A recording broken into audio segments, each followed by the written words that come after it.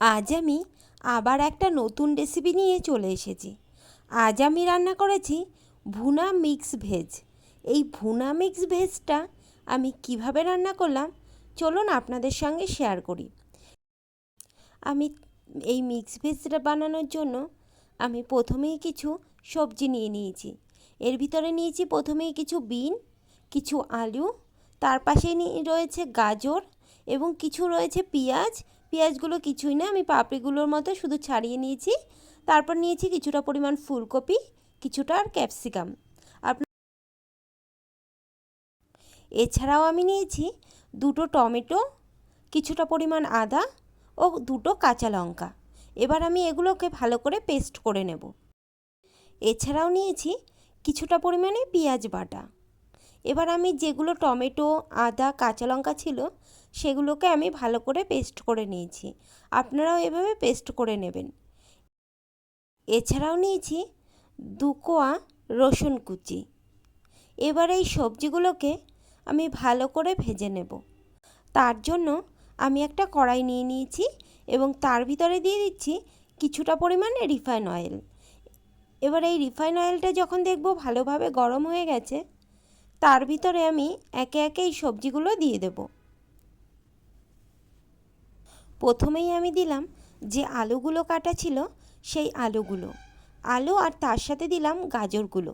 কেননা আলু আর গাজর ভাজা হতে একটু বেশি সময় লাগে, তাই আমি প্রথমে ওগুলো দিয়ে তারপরে আস্তে আস্তে বাকি সবজিগুলো দিয়ে দিলাম। এবার এগুলো আমি ভাজার জন্য দিয়ে দেব সামান্য পরিমাণে হলুদ। খুব বেশি একটা হলুদের প্রয়োজন নেই, খুব সামান্য পরিমাণ হলুদ দিলেই সবজিগুলো ভালো করে ভাজা হয়ে যাবে। তাই আমি খুবই সামান্য পরিমাণে হলুদ দিয়ে এগুলো ভালো করে নেড়েচেড়ে ভেজে নিচ্ছি। এবার এগুলো যখন দেখলাম ভাজা হয়ে গেছে, তখন সেগুলো আমি নামিয়ে নিয়ে কড়াইতে আবার কিছুটা রিফাইন অয়েল দিয়ে তার ভিতরে দিয়ে দিলাম দুটো ডিম ভেঙে। এই ডিম দুটো আপনারা চাইলে ব্যবহার করতে পারেন, না চাইলে করার দরকার নেই। আমি যখন লাস্টে পুরোটা করা হয়ে যাবে, গার্নিশের সময় আমার এই ডিম দুটো দরকার পড়বে, তাই আমি এই ডিম দুটো ভেজে নিলাম আগেই।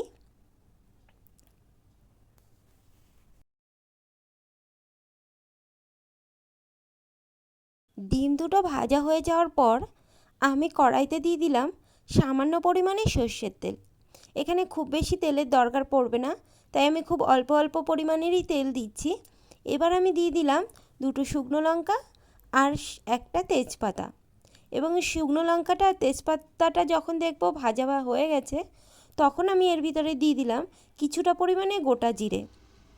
এবার একটু ওয়েট করব, এগুলো যাতে ভালো মতো এর ফ্লেভারটা যতক্ষণ না বের হয় ততক্ষণ একটু ওয়েট করবেন।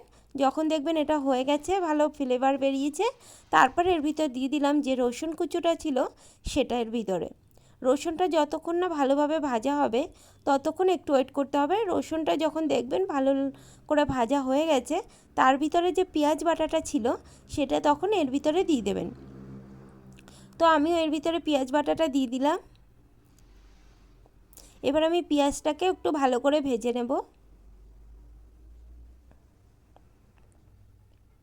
পেঁয়াজটা যখন দেখব ভালো করে ভাজা হয়ে গেছে, তখন এর ভিতরে দিয়ে দেব যে টমেটো পেস্ট ছিল সেই টমেটো পেস্টটা। এবার এই টমেটো পেস্টটা দিয়ে ভালো করে একটু নেড়েচেড়ে নেব, যাতে টমেটোর যে কাঁচা গন্ধটা আছে সেটা না থাকে। তার জন্য যখন দেখব একটু টমেটোটা ভালো করে ভাজা ভাজা হয়ে গেছে, তখন এর ভিতরে দিয়ে দেব সামান্য পরিমাণে হলুদ। হলুদটা দিয়ে আমি কিছুক্ষণ নাড়িয়ে চাড়িয়ে নিলাম। তারপরে আমি আস্তে আস্তে যে বাকি মশলাগুলো ছিল সেগুলোও দিয়ে দিচ্ছি।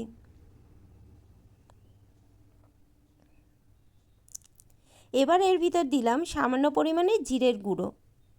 খুব বেশি মশলা এখানে লাগছে না, তাই সামান্য পরিমাণে জিরের গুঁড়ো দিয়েছি।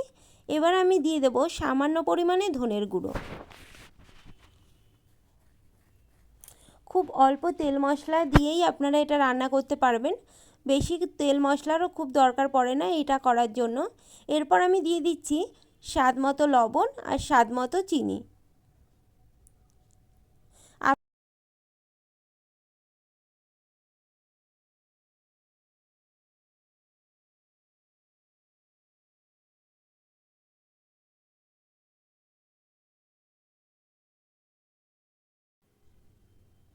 এরপর আমি দিয়ে দিলাম কিছুটা পরিমাণে কাশ্মীরি লঙ্কার গুঁড়ো।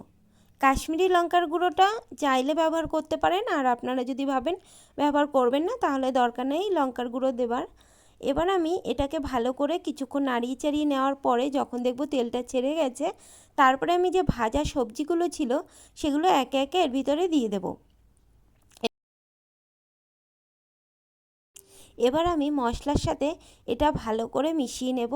ততক্ষণ অবধি ওয়েট করবেন যতক্ষণ না এটার থেকে তেলটা বেরিয়ে আসছে, কেন 5 থেকে 7 মিনিট আপনারা এইভাবেই এটাকে ভালো করে ভেজে নেবেন মশলার সাথে।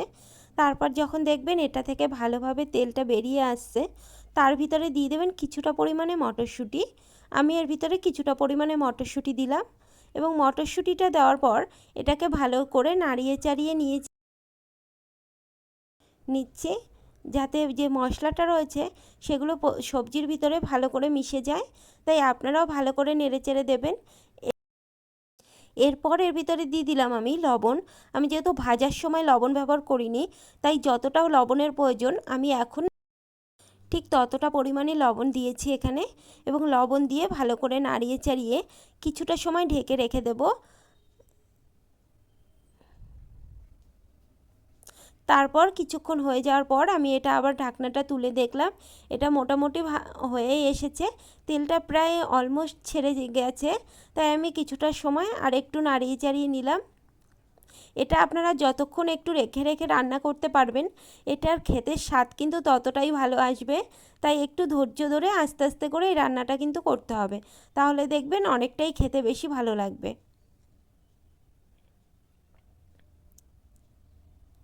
এরপর যখন দেখলাম এই মশলাটা ভালো করে তেলটা ছেড়ে গেছে, তখন আমি এর ভিতরে দিয়ে দিলাম সামান্য পরিমাণে দুধ।